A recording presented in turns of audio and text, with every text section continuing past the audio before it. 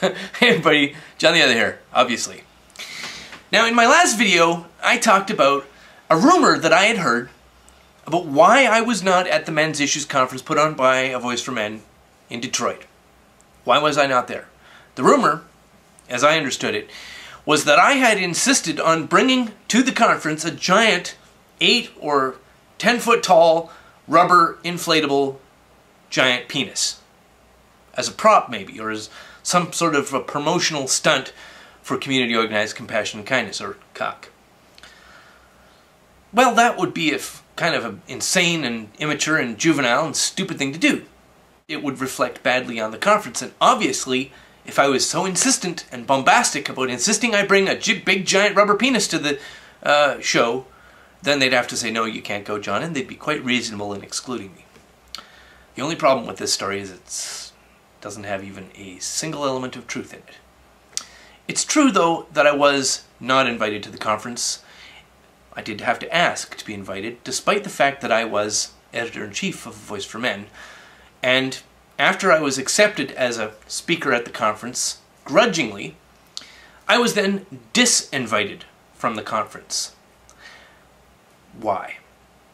Well, there's a couple of reasons. I'm going to go through them. I think there's basically 3 major reasons, and I'll try to detail them as quickly as I can. The first one is that I am an obnoxious, bombastic, abrasive jerk. What do I mean by that? Well, according to people at A Voice for Men, they'll say I spend too much time attacking other members of A Voice for Men or other men's rights activist people, and not enough time attacking the real enemy, feminists or politicians or who knows who. Well, I have been critical of a couple of different people and policies and articles at A Voice for Men. And I'll give you one example. I'm not going to give you the big long list. We'd be here all night. AVFM ran an article a while back, written ostensibly by a transsexual author, which claimed, among other things, that after transitioning from female to male and presenting as male for more than a year, the individual who wrote the article claimed that they were getting catcalled every day after presenting as male for more than a year. Now, the claim of being catcalled on a daily basis is something you hear from radical feminists. Typically, the younger, superficially attractive ones, they'll claim they get catcalled. Some of the ugly ones claim that too. Now, even if somebody's really, good looking, the claim of being catcalled on a daily basis is a dubious claim at best. When somebody, though, looks like they're male, is presenting as male, is practicing and doing their damnedest to look male, has facial hair, dresses male, acts male, speaks male, has short hair, etc., the corollary claim that they're getting catcalled on a daily basis isn't just implausible. It's total nonsense. It's utter mythological dribble. And my criticism of this article was that AVFM, in the effort to appear as egalitarian and accepting as possible, had let their brains fall out of their heads, the editorial board, in running this article which contained such an obvious falsehood.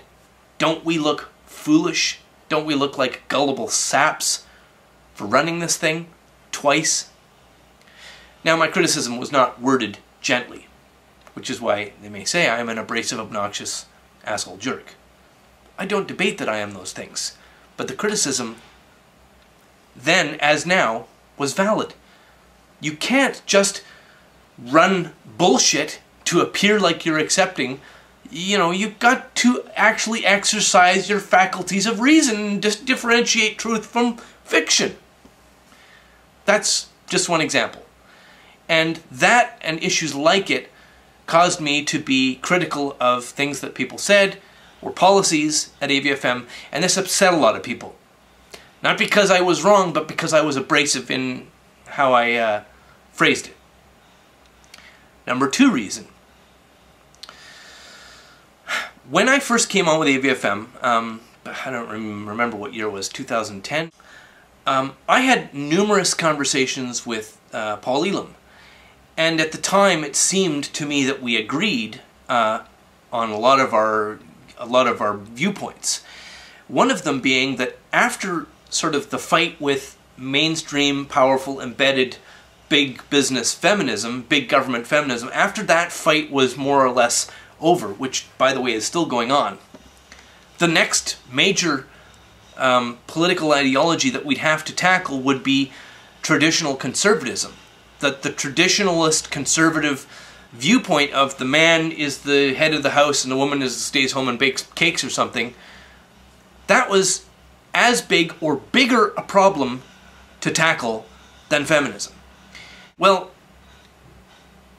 that whole viewpoint, which I understood back then and still understand now, seems to have been not just abandoned by AVFM, by the editorial board. They seem to not just have abandoned that understanding, they seem to have reversed it and are now embracing the traditional model. I'm going to read you a little bit of an article that Paul wrote in 2011 that reflects my understanding then and my understanding now that AVFM now seems not to get behind.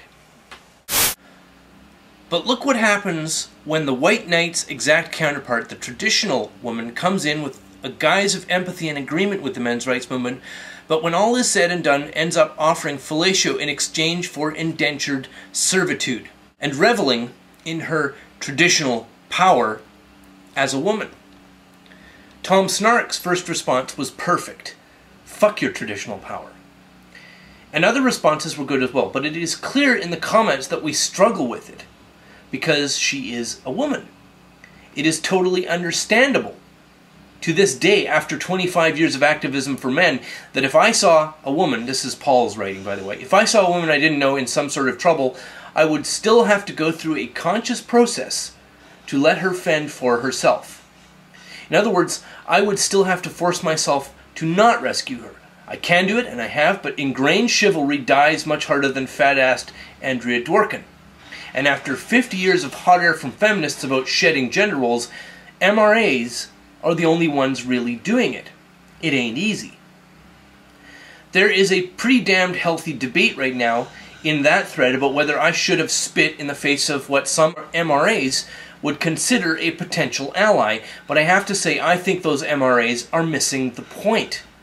Traditionalism is the driving force behind male slavery. It is the psychological machine that socializes men into becoming fodder and into becoming lapdogs disguised as guard dogs. That's an article, as I record this, still on A Voice for Men, written by the founder and publisher, Paul Elam, in 2011. That article reflects my understanding as well. But that article no longer reflects the editorial position of A Voice for Men, an organization now with a media director who is a traditional woman. Do you see a problem? Because I sure do. And my very mild criticisms of that problem while I was still at AVFM were treated as blasphemy, as you can't attack other MRAs, you can't attack allies. What happened, Paul? Did your brains fall out? Because I never got the memo that we were reversing, pulling 180 degrees on that position. And my adhering to what I think is my understanding of this particular issue is a problem for AVFM. They don't want somebody pointing out that problem. And of course, the final nail in my coffin at AVFM came when I offered criticism of a guy named Stefan Molyneux. And based on what I've seen from other areas of the, blogging community and so on, the criticism I offered was of the mildest possible character, was downright friendly and collegial. I also called Dr. Warren Farrell, Professor Fuzzy Face. I think that might have ruffled some feathers too. But that's why I'm no longer at AVFM and why I wasn't at the conference, for those who wonder. And if you do hear more rumors about me, I would love to hear them because they entertain me greatly. And I'm sorry this ran for so long, but thanks very much for listening. I also asked last week for speculations on why people thought I wasn't at the conference and why I'm not with AVFM anymore. Why I'm, you know, banned for life probably from AVFM. And I got a couple of good speculations in the comments thread, which I will read you. Data Ben Forcer, which until now I've always read Debate Enforcer. His response to why the speculation of why I wasn't at the conference as follows. JtO MGTOW is scary? Question mark. Tradcons felt threatened? Question mark. Leftist MRAs are pussies? Question mark. They didn't want to discuss gynocentrism and risk alienating women. I find it odd that their main focus was to rail against feminism. I get that it's a first step and that they don't want to look like misogynists. Good luck there. But this sets the tone for events to come. Eagle Eye 1975 speculated my reason for not being at the conference was as follows. He says, I have been wondering for a while now what kind of falling out must have happened between JtO and AVFM. Paul Elam must have had his gigantic ego challenged or something. Possibly.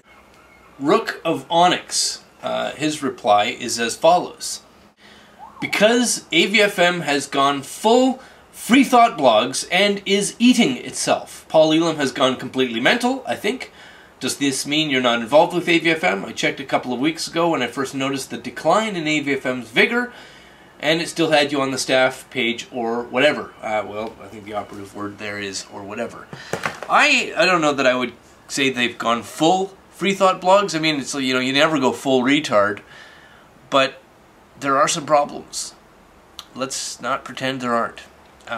I think they're solvable problems. I don't think they're a lost cause, but they have got some serious work to do. You know, I don't want to throw people under the bus, but when I see bullshit, I gotta call it bullshit. Oh, one last thing. 2 videos ago, I suggested to people if they would like to borrow a copy of Elizabeth Sheehy's Battered Women on Trial, they should send me an email. That was an enormous success. More than 50 people now have borrowed copies. Anybody who hasn't yet got a copy but would like one can send me an email. Please send me a copy of Battered Women on Trial. I'll put a link to my email in the low bar. And as always, thanks for watching and have a great day.